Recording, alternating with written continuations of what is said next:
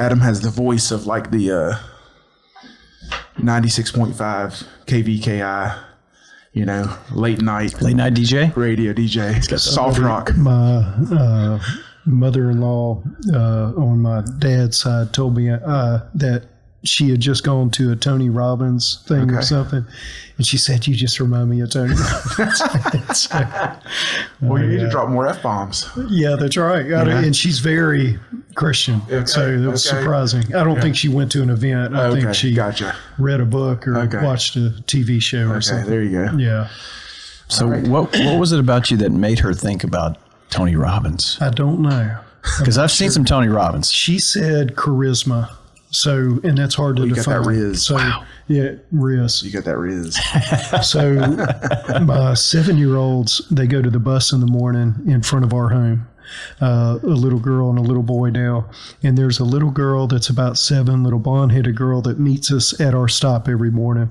And Ava, the little girl that we just adopted Monday, she had gotten a new cup. It was pink. So she had her water in it, and she went out to show this little blonde-headed girl. And the little blonde-headed girl, when she saw it, she said, "Slay." So I was like, "Yeah, I'm going to start using slay." Yeah, you got to start using that one. Yeah, so, that's what she said. So, dude, that was cool. Yeah, these kids are cool. Yeah, I'm going to write that down. Yeah, slay. Is that EIGH? I think AY? Just in December. Yeah, I don't know. I didn't think Santa. Got it. Question. So, you have 2 coffee cups. Did they not have the largest? Because that happens to me at Wingstop sometimes. They're like, "Oh, we're out of the 32 ounce. Get you 2 16 ounces." Thank you for bringing that up. So, I recently changed doctors. Dr. Todd Flowers with Mira in Bossier City. Yes. Mm-hmm. Amazing man, great guy. And I've had kind of some longer term health things. And he said, "Hey, instead of this medicine and surgery and all this stuff, why don't you try cutting sugar and cutting carbs?" And I said, "I knew you were going to say that. I think it's a terrible idea. I think I'd rather have the surgery." And he said, "Well, look, just try it for a few weeks." And so what this is, it's a latte with heavy cream, because there's very low sugar, very low carbs in this. And there's one with almond milk. Okay. First time I've ever done this. Yeah. And I figured rather than trying one a week to see which one I was going to like, I'm going to do them both. Yeah. And I'm going to A-B them. We're going to A-B them out here in front of everybody. Okay. I got to tell you, my stomach's in a bad place right now. It's the scientific process. Yeah. So, yeah. The heavy cream has got a good texture. Okay. Yeah. But it tastes kind of like yogurt. Yeah. To be honest. Okay. The almond milk has got a good flavor. Yeah. But it kind of tastes, it's like water in your mouth. You know, you want that nice. Well, I think it's real watery. So my wife uses the almond stuff, and they just put a little almond, and it's majority that. Right. So, it's just, you're wanting more. Cream. Yeah. It's like you want to combine them somehow. Yeah. So I skip the coffee and I just do an energy drink, sugar-free energy drink. Oh, that's good for you. Yeah. Taurine and rain. My philosophy or my, I kind of feel like the end result of energy drinks are kidney stones. And so do that at your own Possibly. risk, right? I've never dealt with them. I've just seen them from afar. Yeah. The energy drinks or the kidney stones? Kidney stones. Yeah, I haven't either. But they do give you... Which then led me to from afar on the energy drinks. They do give you some medicine, though, if you get kidney stones. Give you some scripts. You know? Yeah. Well, sometimes it's worth it. It's a lost leader. Well, Adam, you look like you're in great shape. So maybe you know the answer to this. I'm looking right now for some lunch options. Low carb, low sugar. Yeah. Adam is the lunch guru. Yeah, I am the lunch guru. And Adam gets laser focused on a location. Yes. And you'll find him there. We will be sitting in a meeting and in the middle of conversation, and Adam just walks up because he's like, well, it's 11. It's time. It's time. And within 10 minutes, he's at that restaurant in that season of his life. Yes. And ordering the same thing probably. At this moment, I am in a rotation. Okay. I have a few. Okay. Because I do tire if I go every day to the same exact place and get the same exact thing. And so I'm in a rotation. I bought Chipotle stock. Okay. Yeah. I'm going to Chipotle. I've been getting the burritos and real excited about it. Are you using the app? I do that. Is that how you? Yeah. Is that how you say it? I think it's Chipotle. That's just Everybody else says that. I say Chipotle. Yeah, right. Everybody else Yeah, says yeah, Chipotle. Chipotle. that may be That's the fine. actual Mexican That's fine. pronunciation. Look, if there's a T in there, you can pronunciate. I think you I can have pronounce some it. Hispanic in me, Right. truly, Right. on my mom's side. Okay. So, yeah. And then I've been going to Nukes. So those are my okay. two. So what do you get Just at so I Nukes? can be healthy, right? The salmon Caesar salad. See now, why So don't good. They cook it just. so now why don't you say salmon? It has an L in there. Well, it's true. So The salmon Caesar. salmon You know what? Caesar. That's a good one to add to the rotation. Yeah, Now it's a you're good low carb, low cal sometimes. Yeah. I do low carb every day. Where do you go? Not low calorie. I get Low 10 sugar, low I carb. get 10 dry rub wings from Wingstop. 10? almost every day. Dry rub wings. Is Yeah, that, so I do the Louisiana rub or the Parmesan garlic. so dry rub? Do you you got ranch or something? Yeah, you can dip some ranch in there. Because that's still low sugar, low yeah, carb. Low sugar, yeah. Okay. Low sugar, low carb. Ten dry rub wings. We're on a mission at our home to eliminate the dyes. That's Yes. been Yes. the latest thing. I don't know if y'all Yeah, done yeah. that already. Nope. But I was just reading yesterday that I believe it was the early 90s in Norway, those dyes that are in our food were banned by the Norwegian government to even be dumped into the ocean there as a petroleum byproduct. Mm-hmm. So nevertheless, not in their food at any point. But yet the United States, we as unknowing, unwitting kids have been fed that our entire lives. Yeah. And so, we have a couple of little ones that are high energy, low attention, and we're going to see if the elimination of the dyes. And so we've almost had to come up with a family motto or a family way of, hey, this is how we're going to live. And we're thinking along the lines of, we live different. We're not going to live like everybody else. We want our kids to realize that they're a city on a hill, that there's light around them. Right. And so part of that is denying them of the dyes, as they go to the parties and they're given Skittles and, all of the things. So Yeah. it's a sick culture. Yeah. It really is. So You know what it made me tough think one. of? First thing when he started talking about that, I started thinking about, you ever have slush puppies growing up? yeah. You ever see those things?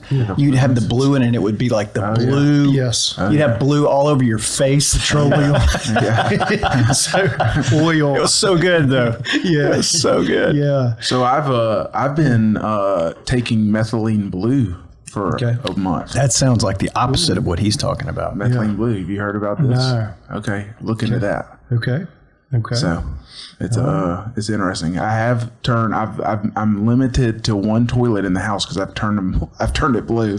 Oh. Yeah. Okay. That So, seems, yeah. that seems like a diet to me. Yeah. It is, but yes. And in fact, Laurie said that she was watching some show the other day and said, that's crazy. There was this medical show she's watching, and the cure on this episode was methylene blue. Wow. Yeah, it's pretty interesting. And so the point of the methylene is to do what? It's a brain enhancer. Ah. And it's funny because Laurie, we were reading on it. I've been taking it a few weeks, and she said, it's crazy. The other night you told me a story from your childhood that I had never heard before. Yeah. But they say, don't take it if you don't want to start remembering stuff. That's So interesting. you might not want to. Well, there are mushrooms that do the same thing. Yeah. There are. Yeah. What are it, lion's mane? So the compound I take, the pill I'm taking, has methylene blue and has mushroom compound in it. So I just finished a book 2 or 3 months ago called How We Learn, How Neural Artificial Networks Are Trained. And so this scientist breaks down how our brains work. And of course, they've taken how our brains work and that's how they've created ChatGPT in essence and all the AI. But what was interesting about it to me is that our IQ levels are not fixed. They move throughout the course of our life based upon what you train your mind to do. So when we talk about like somebody having a growth mindset, we literally have the ability to come out smarter than when we started based upon what we put in and input and us using our brains. And it, in essence, and I've bumped into this a few times, we have these myelin sheaths that cover, and Clint would, of course, in depth be able to talk about this, but these myelin sheaths that are like insulation. We get these home inspection reports in the real estate field where, and this is every inspection report ever, but the condenser unit outside has a refrigerant line that runs into the house, and it never has insulation on it. So it almost needs like the pool noodle to insulate it. And I would say the myelin sheath is like the pool noodle in our brain. And as it gets thicker and thicker, it insulates and information travels faster. And it increases the speed of our IQ. And the myelin sheath is thickened every time we do something. So it's a rep thing. So then it goes into, well, how do you get to genius? How do you get to Michael Jordan level? It's a rep thing. And the myelin sheath is thickened and the information goes faster. So really a fascinating book. Enjoyed it. So Adams is a learner. Or in Leighton's case, you just drink antifreeze and just keep your fingers crossed. That's what it sounds like. So, But yeah, I'm going to call the EPA on him. That doesn't sound, we don't need that in our sewer system. That's right. If my water turns blue. That's right. At my house. You're going to know. Yeah. You're going to know. Leighton's been here. Leighton's. Adam is a learner, and Adam loves analogies too, because he is aware enough to know that he speaks over most people.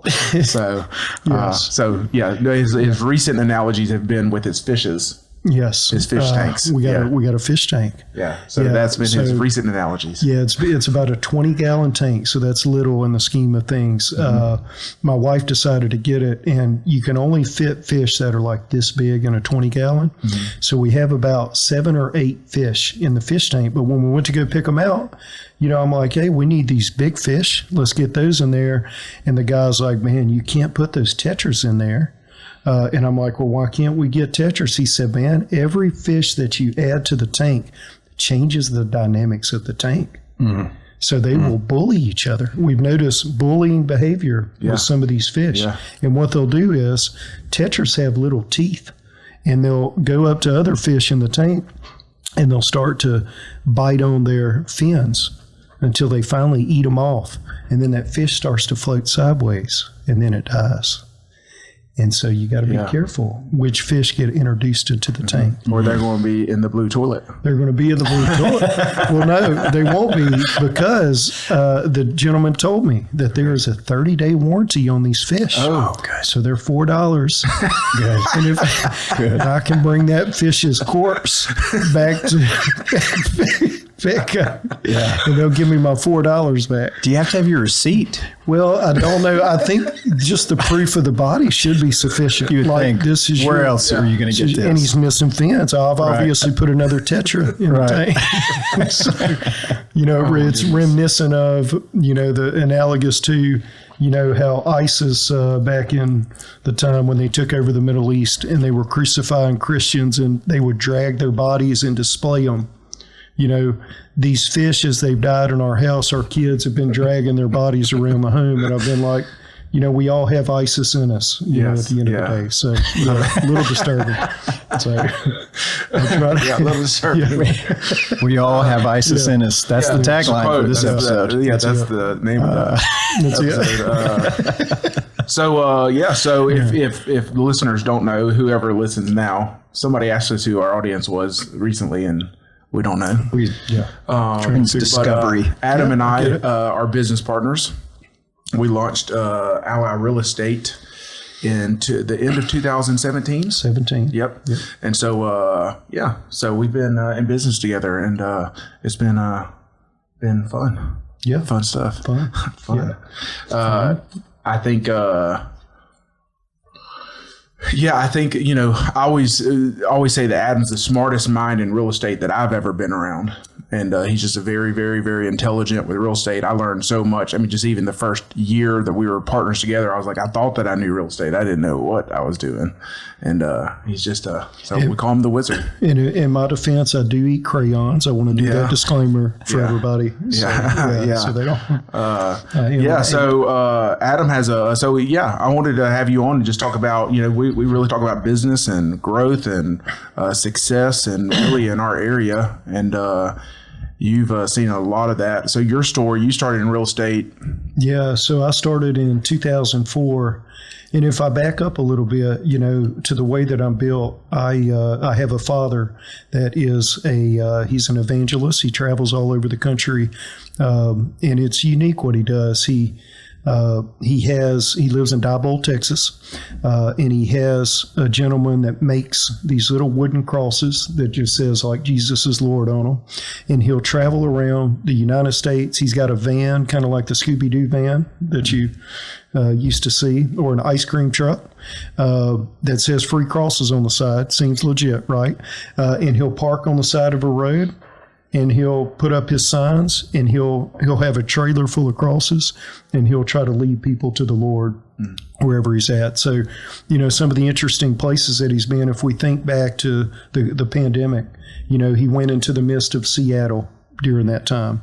He went into Minnesota, where I think the Rittenhouse situation was at Kenosha, or maybe that was Wisconsin. Yeah, George Floyd sounds like. That's it. So he went into all of those, kind of on a tour. So it's fascinating. So anyway, in addition to doing that, my family used to own Lytle's Arts and Crafts in Shreveport off of East 70th.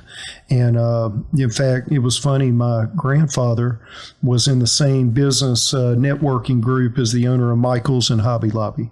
Oh. So my grandfather didn't franchise out like they did, which is interesting. It's kind of a business lesson that I've thought about over the years. And so but they did art classes at Lytle's Arts and Crafts, and they finally were pushed out by Michael's and Hobby Lobby, at the end of the day. And so my father grew up woodworking, and so he still does, doors and spiral staircases and elaborate woodworking for stuff in the French Quarters or in South Highlands and Shreveport. Anything unique, he can build it custom.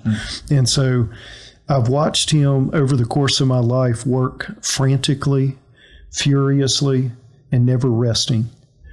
And as I was pushed out of the nest, I knew that I had to have that same ethos, And so one of the things I learned, and it wasn't through him talking about it, he was always working. He was always doing it. And so I think back to even before real estate, my first job, I became a bag boy at Brookshire's on Line Avenue. And at the time, we lived in Cedar Grove off of Drexel Drive in a little house. And I had no car. So that's about, a mile away is where it is. And so to be a bag boy, just to paint a picture for y'all, you have to wear an apron at the time and a bow tie. So I was in the middle of Cedar Grove every day. And I would walk or run to Brookshire's through Cedar Grove, and I would be there on time to clock in, have to punch the clock, and then I would get a 30-minute lunch break. So I'd work frantically during my time. When it was time for lunch break, you know how I am about lunch. I was there on the minute, clock out, and I would have 30 minutes. So in order to save money, I would run back home. I would eat a sandwich in like 5 minutes, and then I would run back to Brookshire's and be clocked in within the 30 minutes. That was before they had Jason's Deli next door. Yeah, that would have been easier. Well, I was making $5 an hour. It would have cost probably the day's earnings. So I had more wisdom than that, even at that age. Yeah. So anyway, I at that point in time, I didn't value education, didn't think it was important. What I thought was important was I'm going to go work. That's what I value. And so that led me into, grades throughout high school were C's, just I would not apply, didn't care. And so. What high school? I went to, kind of all over. So part of my story too is my father, as a pastor, he would almost change churches annually is what it seemed like. And so as a family, we lived in Winsboro and Grant Parish and Alexandria and Pineville and Baton Rouge and New Orleans and, Shreveport, of course. So we were all over the state of Louisiana. We lived in Mississippi for a small amount of time. So I was always a new guy. coming in, my brothers and I. So that creates a different animal too, which I appreciate now looking back. I mean, I think about my kids who have been locked into their bubble. Oh, yeah. And any change is drastic. And I just lived in change. It was a constant. Yeah. Now, I think you lose deep connection with people at that point because you're in and out. Mm-hmm. Everybody already has established their friend groups. And so as I graduated high school, I ended up making the highest ACT score in our school. And everybody was like shocked, how you do a deal. And they're like, hey, how did he do that? Because I could have cared less. My mother and father didn't stress the importance of education. And not only that, I think that as a child or as a kid in your formative years, what you look for is who's the realest person. You don't want to have anybody tell you anything. You want to see that's what I want to be, and that's what you want to follow. And so as I looked around, I didn't see anybody that had gone to school that, that I wanted to follow. So it wasn't important to me, at the end of the day. So anyway, that score led me into LSU. I ended up at LSU in Baton Rouge. And at that point, I still had no interest in school at all. So I was there to play on student loans, by the way, because we didn't have any money. So I pledged a fraternity my first year or first semester. And then I became the chairman for the social chairman for the second semester as a freshman, which was not a good move. So I literally would, as I started in college, I would go initially, and the first semester I ended up with like a 2.5 GPA, that kind of thing. And so that gave me a lot of arrogance that, hey, I don't have to go at all.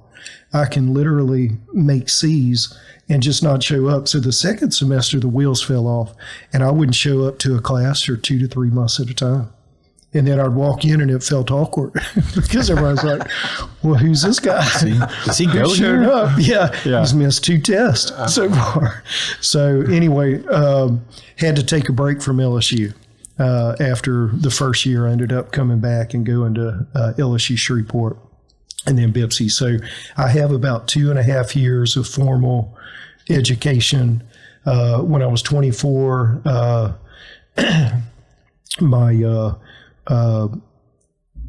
had my wife at the time got pregnant with my first child, and she was a nurse. And so I said, hey, or she was in nursing school, you go to nursing school and I'm going to provide for the family. So at the time I was a bartender at Hollywood Casino in Celebrity Lounge. And so making good money, doing that, but we had our child, and long story short, that I think created a desire within me to learn after that as I became a 24-year-old and I had a child. And I've always been a reader, just a reader of what I elect to read and learn. I don't want to be forced to learn anything, shut down on that. And so as it made it to where I became self-didactic in a way, meaning I just started to educate myself. And then I took a few classes at Bipsy, made straight A's by that point because I was just locked in. But in 2004, as we had the child, I got my real estate license too. The reason I got my license is I had bought my first home in 2004. And I saw the realtor that I was working with, I saw the amount of money that he made, which for me as a bartender was like, hey, that was a big check. Mm-hmm. I need to be in that industry. Mm-hmm. And so I went and got my license. And during the daytime, I would help people in real estate. And at night, I was a bartender. So I was like a flair bartender where I would do like fire shows and bottle flipping and all of that kind of stuff. So yeah, it was legit. So I finally... most bartenders that do that, they don't make good drinks. Yes. You're paying for the flair. And that is true. They were probably, they're not now where they muddle stuff. We weren't on that level of, it was more the flashiness, So I was finally fired from that job at Hollywood Casino. So what I used to do is I would take a beer top, a glass bottle, and I would get the shank, which is what you pop with, and I would pop the top off. And when I would pop it off, I would come around and hit it as it was floating through the air at a high velocity wherever I was targeting, right? And so the manager of the food and beverage walked around the corner of the bar just as I was sending one flying, and it hit him in his throat. And it isn't that necessarily hurt. It's just a little bar top, but I think his feelings were hurt. And so we got into kind of not a physical altercation, but a verbal. And so the general manager of the casino called me the next day up to his office, and he said, "Did you say this, this, and this to the beverage manager?" And I said, "I did. Said all of it." He said, "Well, man, we can't have you working here." And I said, "I understand." And so that led me in to full-time real estate, where I'm able to say whatever I want to say. Yeah. Right. So, Wow. So yeah, it was wild. So that pushed me out of the nest, because at the time, I was probably making $50,000 a year as a bartender, cash. Mm-hmm. And then I would do occasional deals, but I was toe in the water. Well, that made it to where I was locked in, and I think that's what people need. You need to take on the heavy cords of responsibility to push you forward. And what I remember on your early, and I didn't get into real estate until about 4 years later after you, but you were one of the first ones doing, had a website. Yeah. Was doing like online leads, yes. marketing. And that's one of the things that I've learned a lot from Adam is he used to always say, "Hey, we're going to go to the coasts. We're going to California. We're going to the East Coast, and we're taking what the cutting edge stuff is, and we're bringing it back to our little bubble that's right. 20 years behind." Yeah. And so you were the first one doing that stuff. Yeah, that's interesting. I like to say that Google and I grew up together. Yeah. And it's like our kids. They're going to adopt things that we're going to be behind on a business level. Yeah. So it's almost like you need young people in your organization to keep you relevant, because ultimately, I think that tactics can change, and they do every year. Strategy should never change. And the strategy, obviously, in the real estate industry is we want to connect with people that want to buy and sell. And the way that you connect is, well, how do people make decisions? And you reverse engineer that, and you be there in the micro moment that a decision is occurring. Well, when Google rose up, people were making decisions in that micro moment of, hey, I need a realtor. I need to find a home for sale. They were typing that in. So I was on the edge of, I'd read a book called Secrets from the Underground by Russell Brunson. And I think he's a podcaster and anyway, lives up in Utah. I think he's a Mormon, in fact. But Russell, in essence, his deal was you have a Dream 100. And, I talked about a Dream 100 at one of our sales meetings the other day, but I went through a level of the Dream 100 for clients. You be intentional, you pick your 100 people, and you pursue those guys. Well, what Russell did is he picked where he wanted to be on the internet, and he pursued those 100 sites. So at the time, Russell was doing referral links and, of course, PPC and things like that. But he would look at the rankings of the search terms that he needed to be in, and he would organically try to get there, but he would also pay, buy, cheat, steal, borrow to get to those other websites to where he was partnering with them. And because one of the things that we know, and I think this is still true, is people don't believe, just one source. Everybody wants to verify a lot of times from multiple sources that they're making a good decision. And so if you think about the Dream 100 as a business concept, when you have source after source after source that are all megaphoning toward this particular service provider or company, then you can feel secure in your decision. And that goes into the book Influence by Robert Cialdini, the preeminent, seminal book on how people make decisions, on not just a business level. I don't think he even wrote it for business people, but one of my favorite books, had a big impact on me. That one of the first early things that when we partnered and we were doing a training on going on listing appointments, right? Yeah. And so I built all of my business on just my personality. right? I'm just showing up. I'm showing up. Look, I'm making friends. Hey, we're just hanging out, and then Adam's, and I'm just like, yeah, here's what you do, man. You go in there, you want to, find out, have some conversations, find out, how they think, who's the decision maker, isolate that decision maker, and just kind of be friends with them and, go around and talk about how great the house is and their dog and how cute their kids are. Yeah. And then Adam comes in with like this 50-point PowerPoint, 50-page PowerPoint of like, oh, it's all data driven. It's not even about being friends with them. It's all data driven. You take the emotions out of it. And I'm like, oh, okay. So that's how it's supposed to be done. But ultimately, Leighton, don't let him fool you, was highly successful with his style. And I think you did what you were built for. Yeah, sure. And you had great success with that. And so, I tell all of the agents that we're partnered with in our company, there are 1,000 different ways to the goal. And so you got to decide. That's why we Enneagram. That's why we Strength Finder.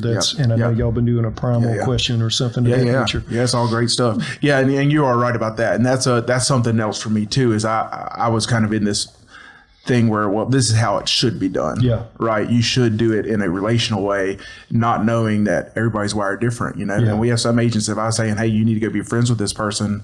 Adam's a very introverted person. He doesn't want to go out. Like that's exhausting for him, right? And for me, that's energetic. What's exhausting for me is building a PowerPoint. And crunching numbers. And I actually level up. Oh yeah. I Hulk out as I'm doing numbers. I'm like, I'm ripping my shirt off and doing what Ed Orgeron used to do, smashing a beer over my head in the locker room, and So I've heard you share the story a few times, but you found some early success getting into real estate because of your work ethic and doing this stuff. But you would say that, I would work really hard for 3 months, get a couple good commission checks, then I'd be playing some video games. Yeah. So I had as I got into it, for the first time in my life, I was making pretty good money and they were big checks.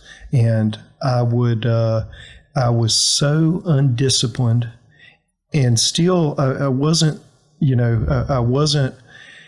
it was important to me that I make the money, but it wasn't important. I felt as though I could just manifest money at any moment. I didn't have to, there was no concern for the future. It was this moment. Where am I at right now? And so I would work furiously and I would put 10 deals under contract at a time when I was 25, 26, and they would all close and I would make, $50,000 in a month. And then I would disappear for 2 or 3 months and I would go play Madden on PlayStation. And then my money would start to run out and be depleted. And I would go do the same thing again. And so it was a vicious cycle, And how much money were you making at 25 years old? I think I have a tax form for $2,000 for the year. Selling your band CDs and T-shirts. Right. Well, we didn't report that. That was all cash sales. Oh, well, the IRS is, right. Okay. Right. It wasn't a lot. Okay. Yeah, right. Yeah. I got you. What was that? So as you were stumbled across your money, you were inconsistent. Yeah, inconsistent. And you know what jolted me and woke me up? And by the way, I also was not, I've always been a spiritual person. And I think that comes with being the son of a pastor, but I'm an inquisitive person. So I'm sure I wore my dad out because I'm always like, well, why? Why? We'd be in the car driving somewhere and, he had just preached a revival or whatever. And I'm digging into, I want to know down to the fabric of like, why did you say that? And what does that mean? And all of that. But 2008 happened. And as y'all know, that was the foreclosure crisis, and not just a foreclosure crisis. It was really the whole economic system was pulled apart and frayed. Well, I was a small minnow and still am in the grand scheme of, the stock market and real estate and all of that. And so I remember at the time, I think it was around the end of 2007, November, December. I think I had 10 to 15 properties under contract. I had people working for me. I had a big organization already at the time. I was doing pretty good production. And within a week, out of the 10, and I think I had 40 or 50 listings for people, around town. Within a week, I think half of those pendings had dissipated. Everybody started backing out of transactions as this negative economic news started to snowball and spiral. Well, I had lived a life of no savings. I would take trips to LA. I would fly out. It was, I won't disclose too much on video. I had a BMW sports car. You're a young guy with a lot of money. You're doing what most with no young sense. people. With no sense. So anyway, there was no limit to what I would spend on whatever, right? And so, but all of a sudden the music stopped, and it wasn't that I could just go manifest money. In 2008, it didn't work anymore. The problem is that the market had sunk so quickly and rapidly.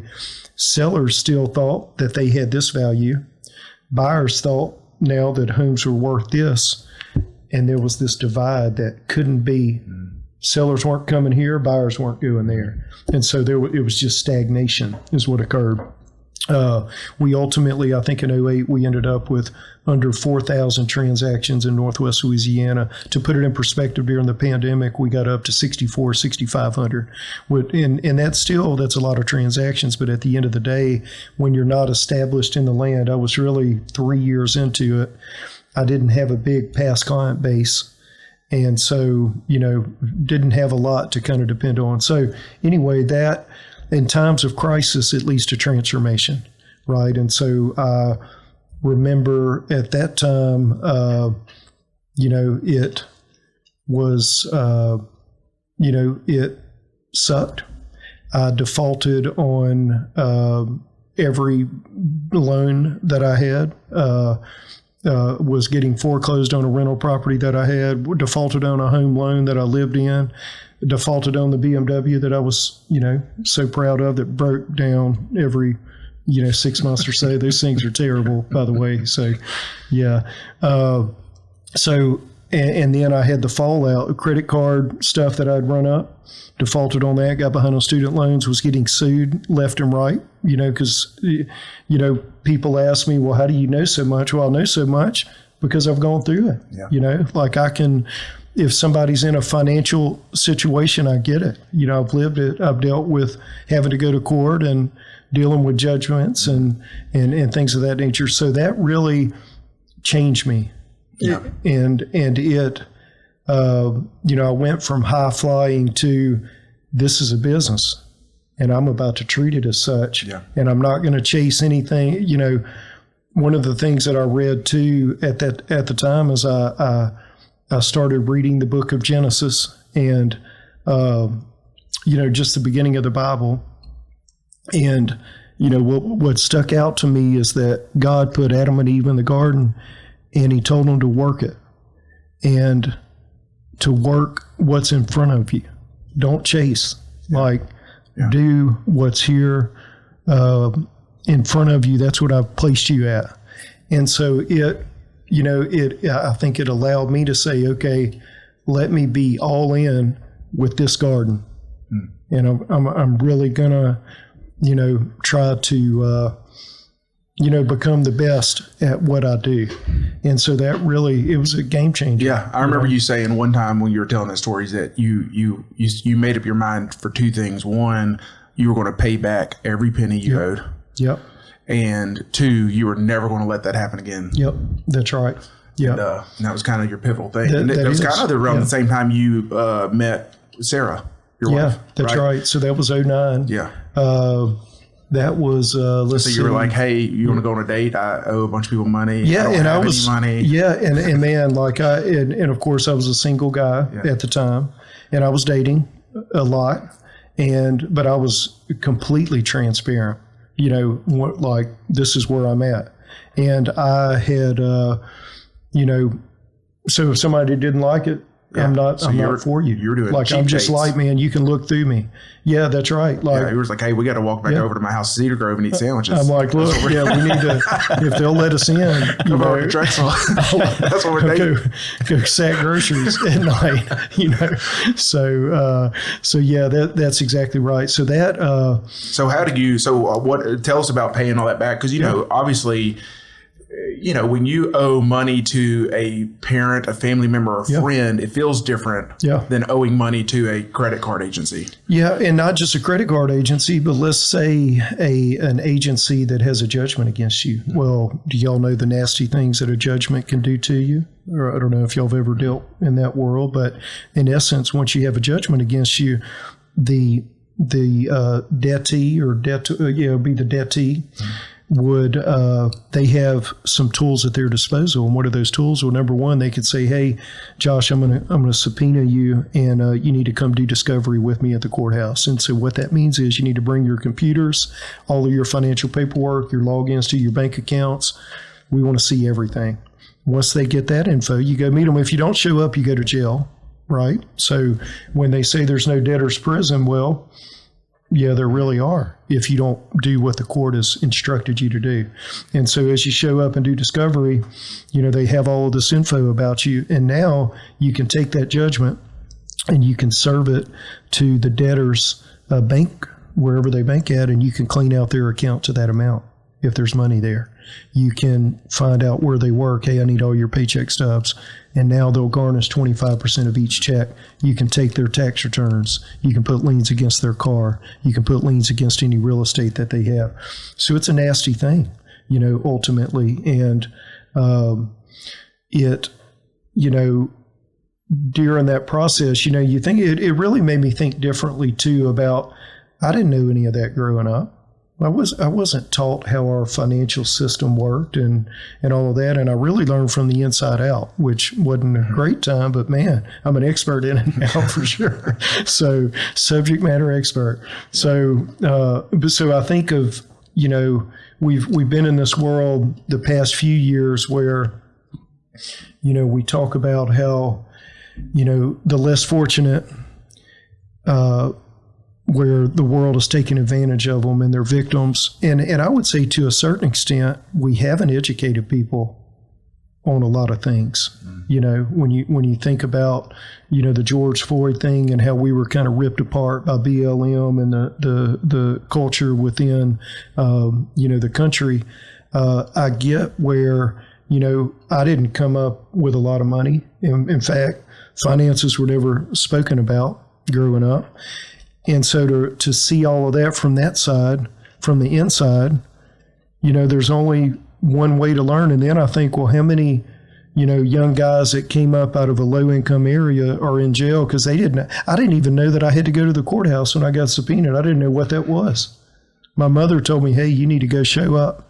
But I wasn't part of the legal field. Yeah. So where do we learn that in schools? We come up, right? Yeah. So I do think within this country, there maybe, you know, there should be some high school type teaching, and maybe they do that now, that's focused on the inner workings of our financial system and finance and things of that nature. So maybe they do that at Providence. I know we're about to send our kids. I don't know. You know, he's joining us. He's joining. Nice. He's joining Providence. Sending 3 of them there. We'll see how it goes. Yeah. So you paid, so over the course of however many years, you just lived a very tilted lifestyle, right? I mean, you just all that money you were making, you were paying off debt. Yeah. And I would say this, every dollar had a name. It had an intention. And so I was zero-based budgeted.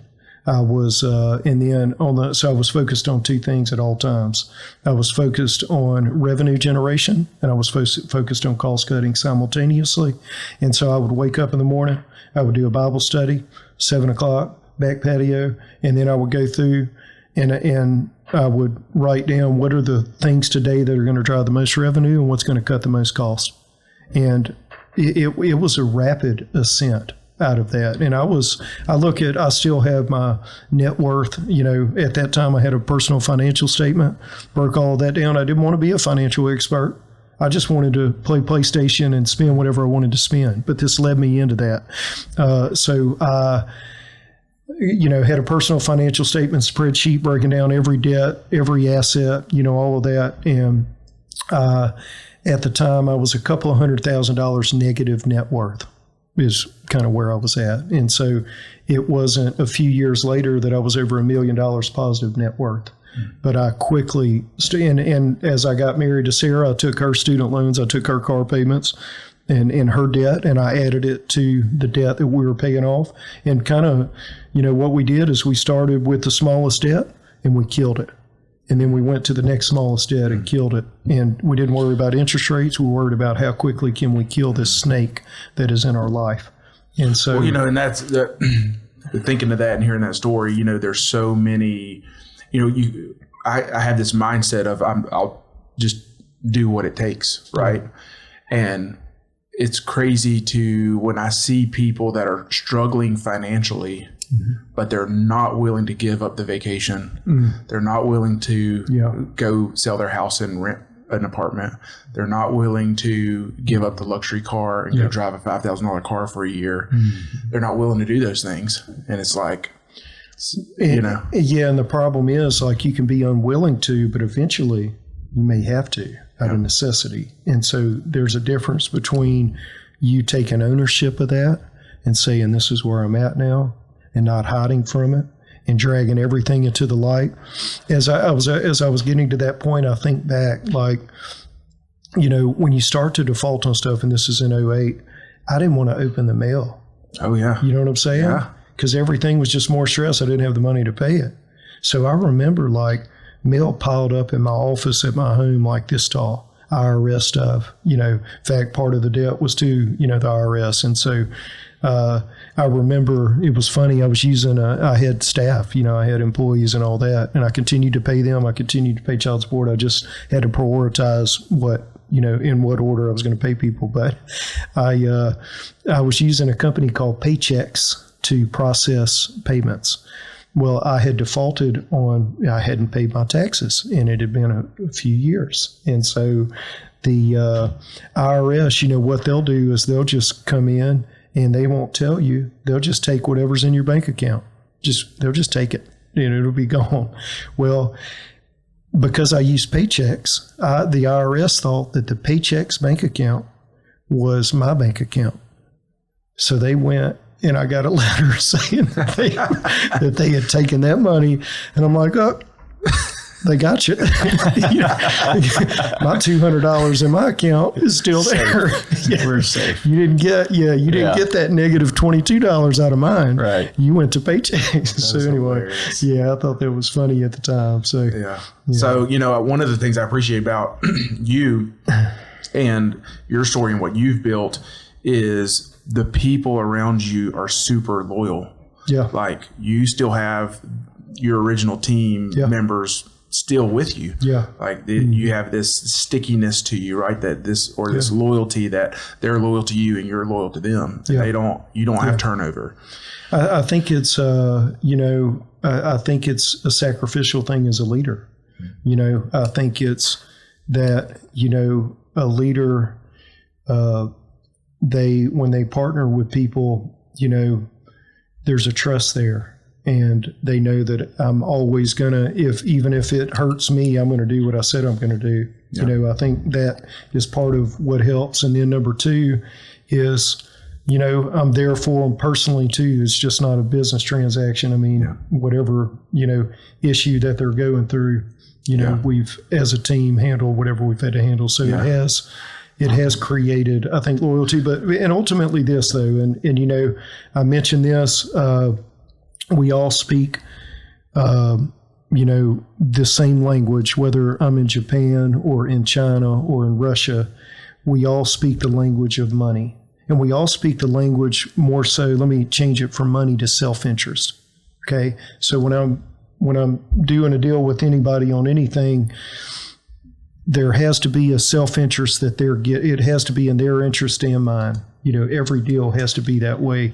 Whether we can communicate clearly on a language level or not, we have to know, here's the interest you have, here's what I have, and it's combining. Mm-hmm. So I have to constantly create value for people that are partnered with me in exchange for receiving value. So, as you know, we've talked about it a lot. Oh, yeah. And we've done that with our company. Oh, yeah. 100%. So, we early on, we started the brokerage. Well, first of all, Berkshire Hathaway told us from day one, like, we don't do startups, where they go and franchise with existing companies that have a proven track record.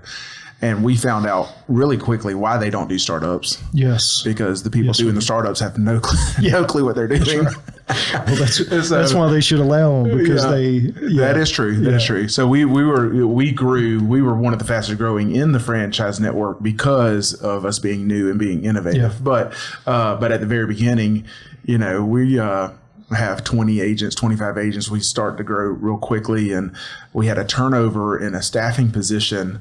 And I remember one day on a Friday afternoon, I'm walking through the office, and there was a line of agents lined up outside of Adam's office, and he has the checkbook, and he's just, how much do we owe you? And it checks out. And I'm like, what is going on? Nobody's keeping track of anything. And I'm like, he's like, hey man, we told them we're going to pay them. We're in this together. We'll figure it out. Yeah. Whenever we hire a new person, we'll figure it out, but they need their money because they closed the deal. Well, and it's the principle of, like, and this is in the Bible, like, don't let the night fall without giving somebody whatever good you should have given them. Right. And so I live by that business-wise. Even personally, you can take that out of just the money thing, but if there's good, don't withhold it. Give it to them before the night falls. And so we've kind of tried to keep that principle with all of the stuff that we're doing. When we were not making any money, but working a lot with the brokerage, our only reward for a couple of years, because we were the ones doing recruiting, we had to build the company. We started with 20 agents. Yeah. Half of those were his team.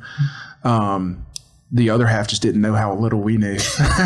and so we had this company, and our reward, every time we would recruit a new agent, we would go to the Horseshoe Buffet.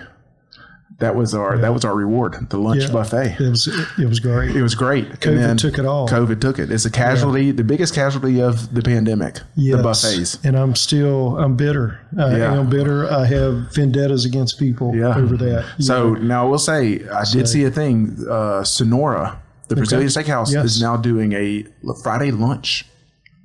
Friday lunch? $25. Okay. That's not bad. No. Okay. So maybe. That may work. That may work. Let's get back to recruiting. Yeah, let's go get some skins on the walls. I think we're owed. I think we're owed a lot of buffets. Well, the problem though was, on a profitability level, we would leave that buffet and we'd head over to the blackjack table midday. Yeah. And we would use some of that sweet Port City application money that he kept in cash on him all the time, and blow that in an hour.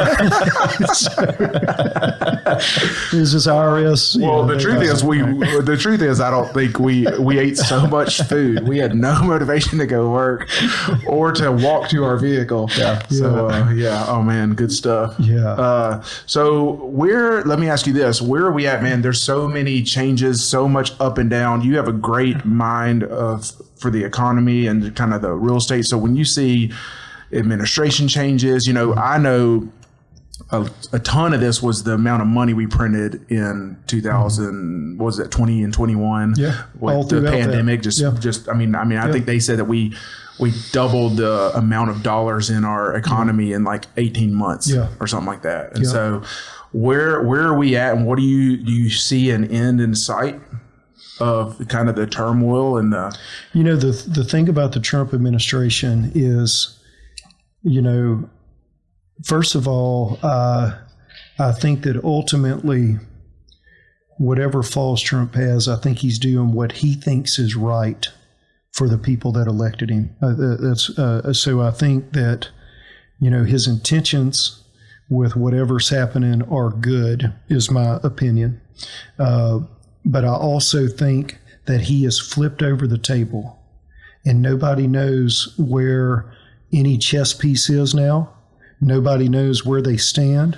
He's completely, when Joe Biden ran for president, he ran under the Build Back Better deal, if y'all heard that. And so did the Prime Minister of Canada. And so did these guys in Europe, right? It was a mockingbird, same line, everybody using the same deal. Well, I think Trump is trying to build back better, but nobody knows what cards he's holding. and what he's doing. So I think that when you have a president and his economic advisors that are coming out and saying, if we have a recession, we have a recession, what does that tell you? Now, I think that what he's doing long term is going to be great for our country. I think he's right. We have been mistreated, and we have propped up the entire world. I mean, you think about Europe and Canada with their, health insurance for everybody, and they don't have to fund their own defense. And at the same time, they're putting tariffs on our stuff. And at the same time, they're putting taxes on our companies at a higher rate than their companies in that market. And so they're putting up blocks for our companies to move in to the worldwide market. So I think that it's a good thing. And, there are going to be some eggs that are broken in this batch as he's going through and doing it. Now, I think long term on a real estate level, what he's doing is going to be incredible for the real estate market. Because if you think about it, if you start to bring manufacturing home, which is what he's doing, if you start to bring supply chains, pharmaceuticals and automobile, like the new Hyundai plant in South Louisiana, as a for instance in Louisiana, the LNG plant. Yeah, LNG the permit plant that they were looking for years. Yeah, so you think about all that. Well, what does that feed? That feeds our local real estate stuff, is what it does ultimately. It brings those dollars home where they circulate in our economy. And so it may be bumpy, and it has been bumpy for me. I'm in the stock market. In fact, I just taught a class to our agents on securities-backed lending. I was actually using my securities-backed my securities to go flip homes with. I was using lines of credit against those. And so obviously that kind of cramped me a little bit as we start getting a meteoric dip in the stock market. At the same time, the market can go on a tear like no other as soon as there's clarity.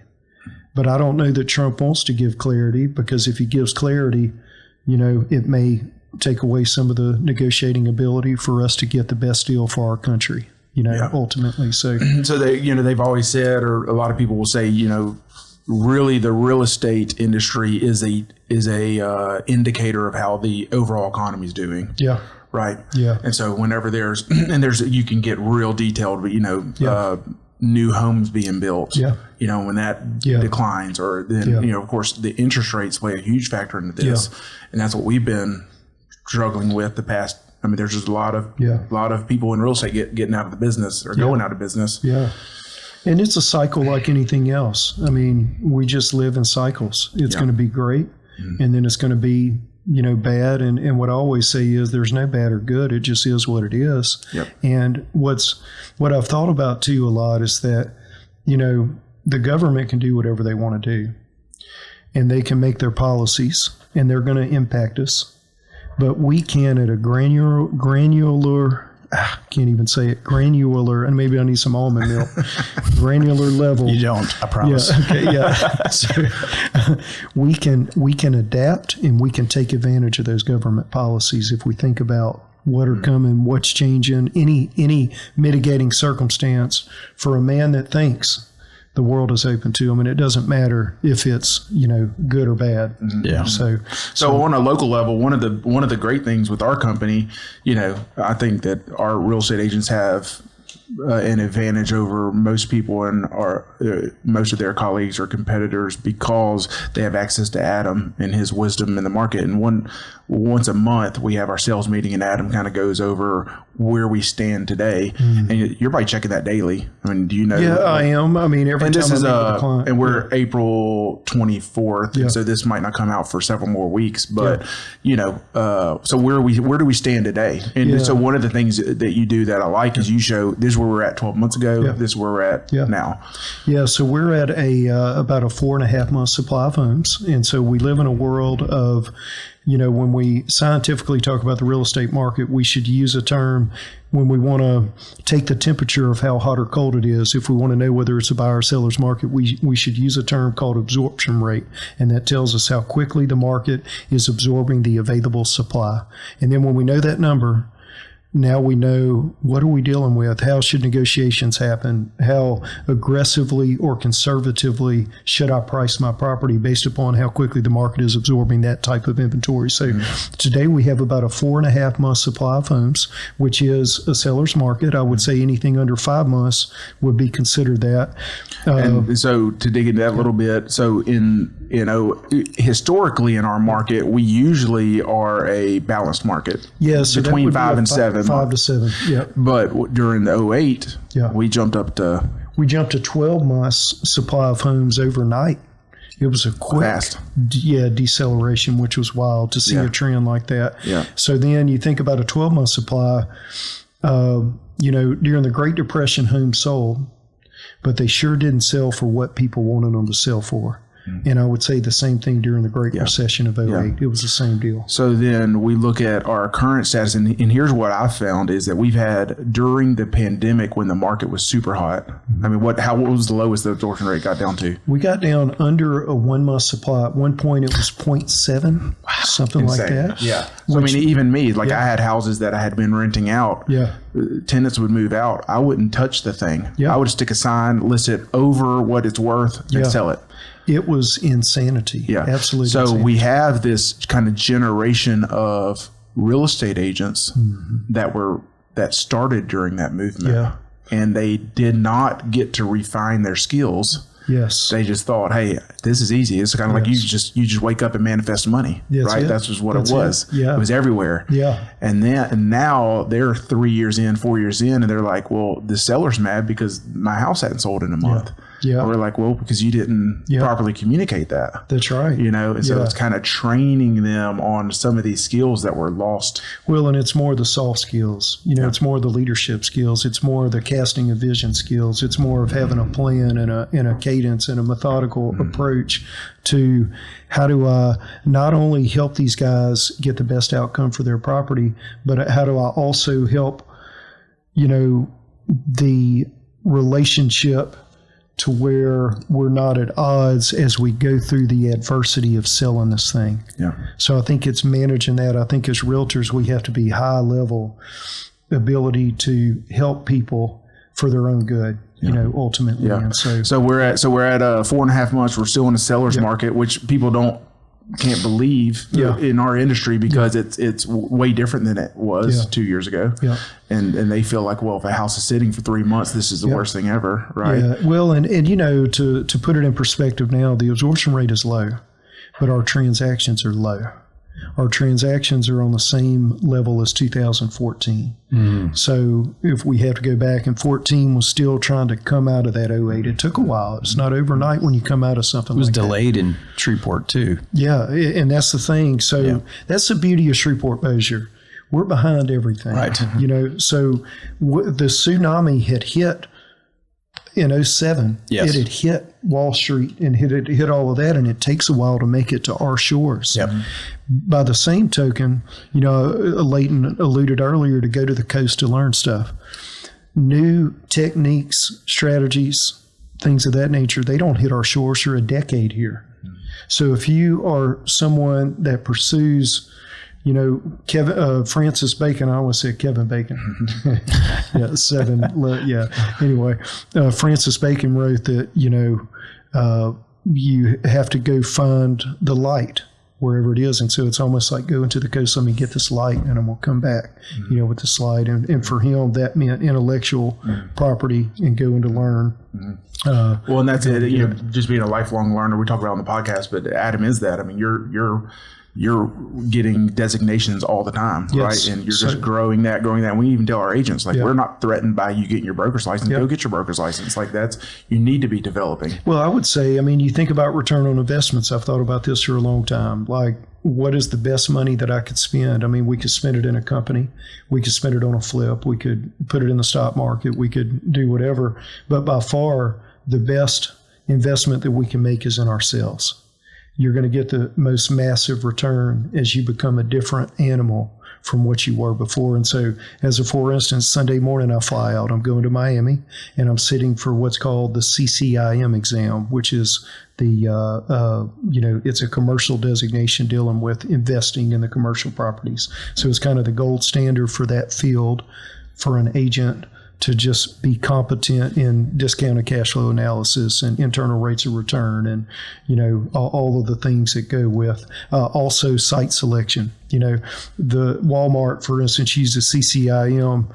They go take the CCIM classes so they can select their sites, if that makes sense. Yeah. So did Ivy's use a CCIM to pick your Ivy's location out there in listen, man, we're very, the thinking fast, thinking slow kind of thing, the Kahneman. So we're just, some things are just gut, and you just roll with gut. Yeah, that's right. And what does Ralph Emerson say? I mean, look, you can ignore that glimmer of genius, and then later on that glimmer of genius will be returned to you from someone else with its alien majesty. You're going to miss it because you didn't act on it when it was there. Right? Yeah. And so you act on it. Man, right? that is, That's when you drive down the lot. street and you're like, man, I should have bought that property. And for a 7, that's tormenting. Oh, tormenting. Opportunity cost. So Leighton lives in a world of. So I get one question, because it's funny how real estate runs so parallel. Like, we run shotgun to real estate because new home construction, right? Yeah. So a big portion of our revenue does come from new home construction. Yeah. So when we go to our conferences, they will talk about,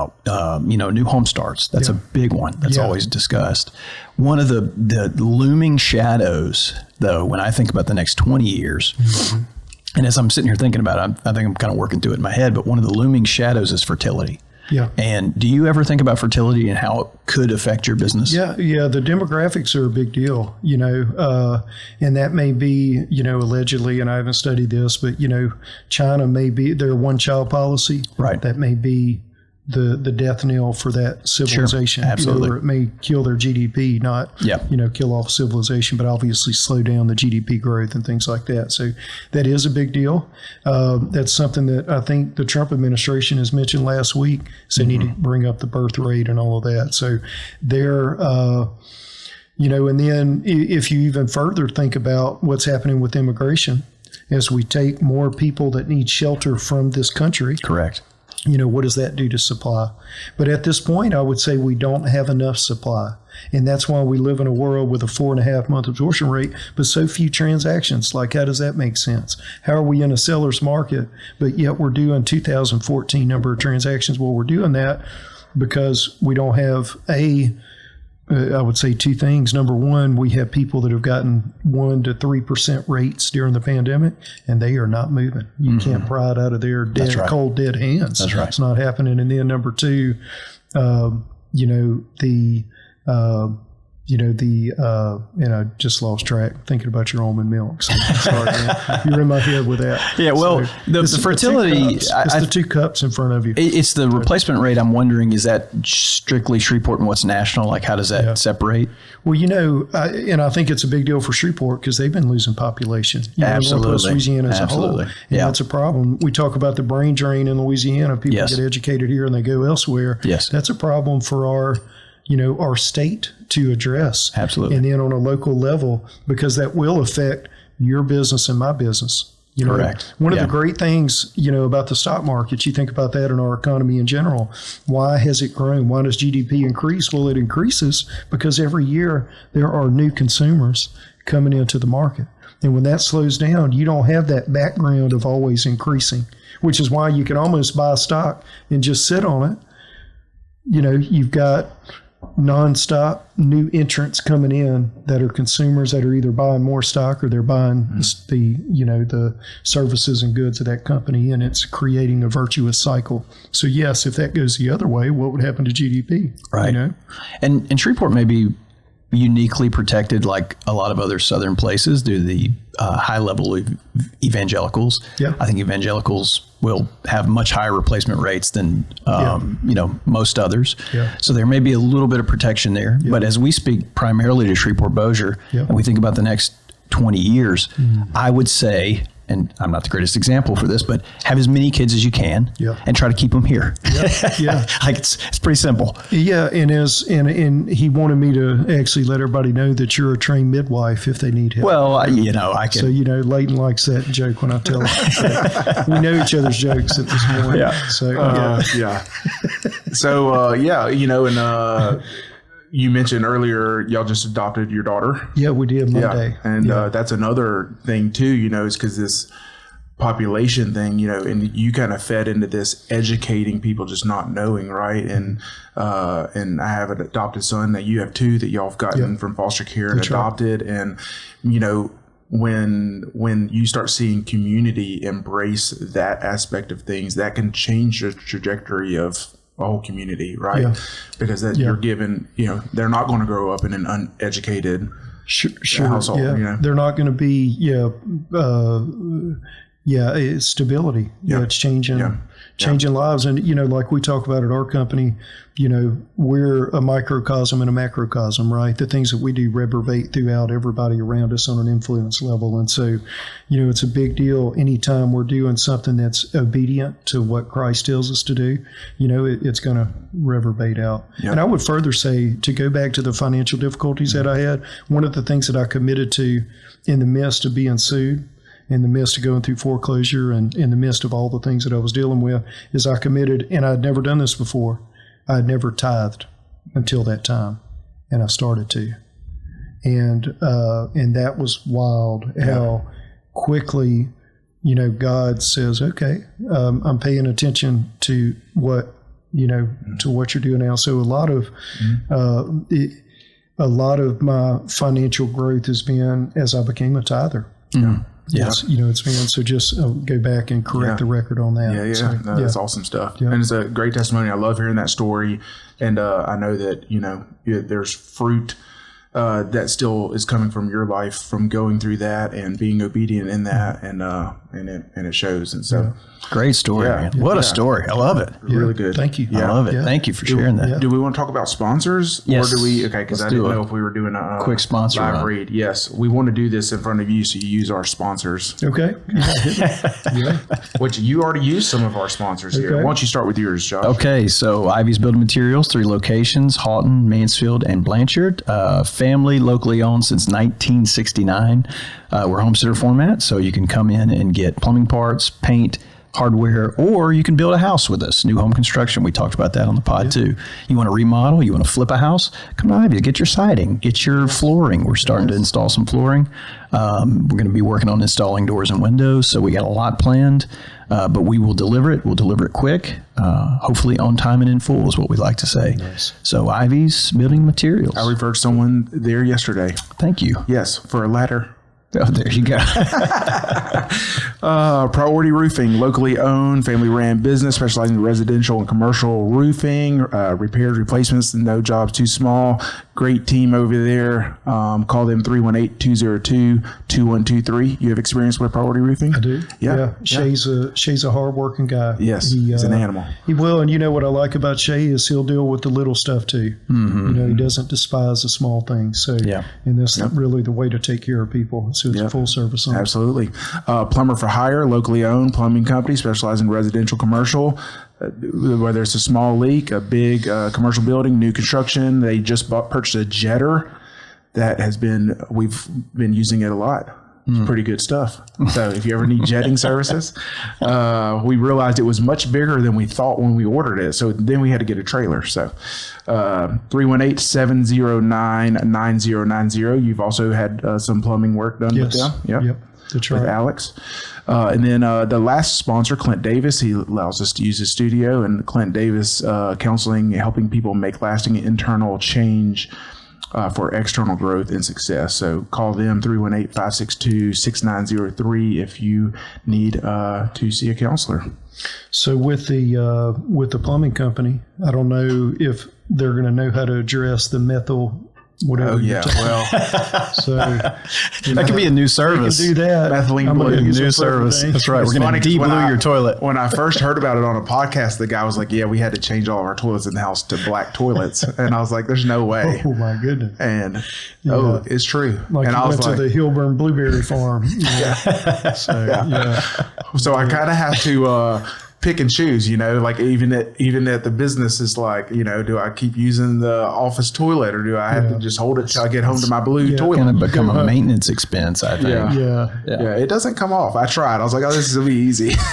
It's blue. So cool. Awesome. Adam, appreciate you. Thanks for taking time to come and share your story. Yeah. Enjoy And it. good stuff. I loved it, man. Stuff, Thank man. you. Yeah, Yeah. absolutely. Thank y'all. Yeah.